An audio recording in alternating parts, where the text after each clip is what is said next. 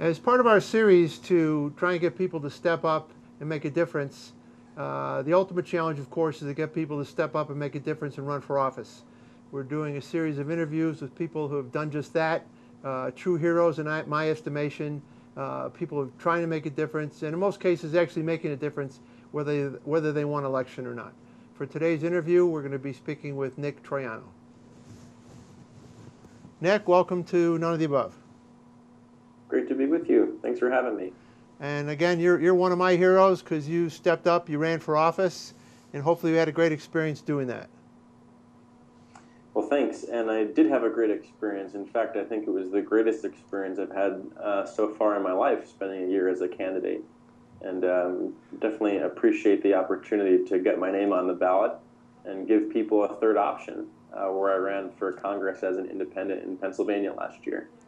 So let's start at the beginning. What made you run for office? What was the impetus? Was there one particular moment, or was there a build-up? And what finally convinced you to take that step?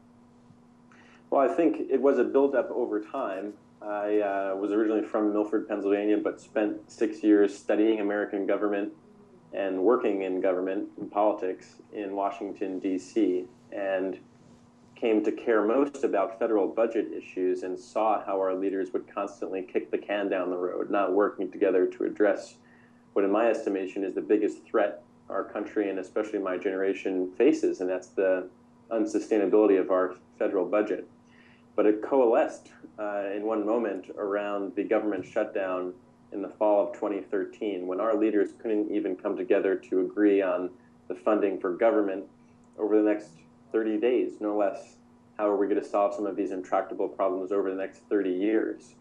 So at that moment, I decided that I would step forward and run and challenge a member of Congress who represented my community, who was part of the problem, as someone who not only voted in favor of the shutdown, but voted against the compromise that reopened the government, and to give people in my community an option besides the status quo of politics as usual. And that's why I really wanted to run a different kind of campaign, one that wasn't tethered to either major political party or to the special interests on both sides that are pulling the strings.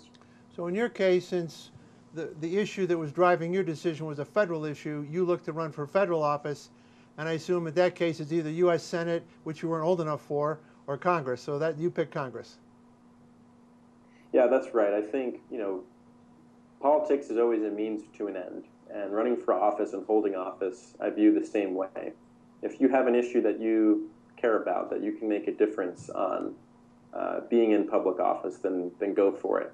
But holding office and running for office just to do it isn't the right way of thinking about it, in my view.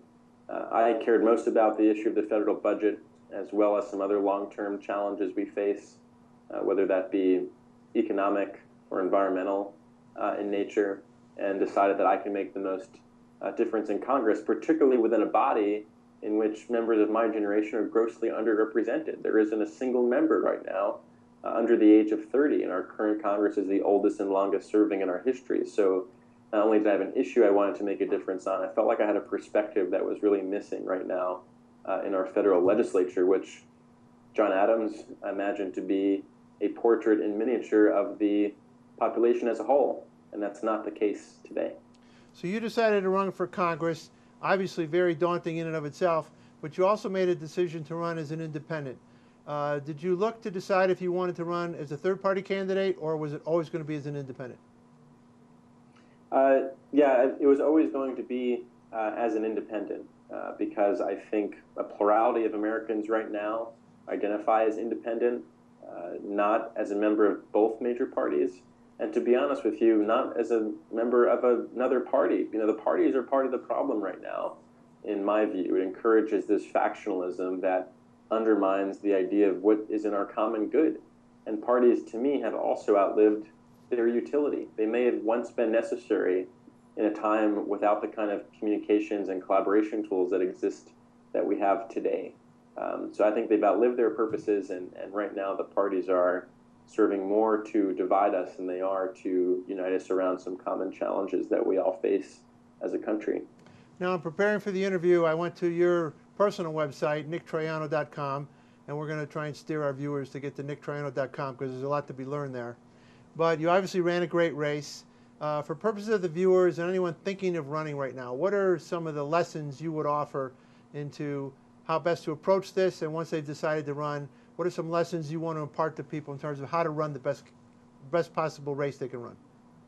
Well, my best advice is, as a candidate, you have to know who you are, why you're running, and what you want to accomplish, and stay true to that, and have people around you who can hold you accountable to that the entire time, because it can be a lonely experience. You know, while you're out meeting people every day and may have a few people on staff to support you, at the end of the day, you're the one that is responsible for answering the questions, responsible for raising the money. You're the one that people are investing their time and resources in. So you have to have a really solid foundation and be in it to win it sort of from the start.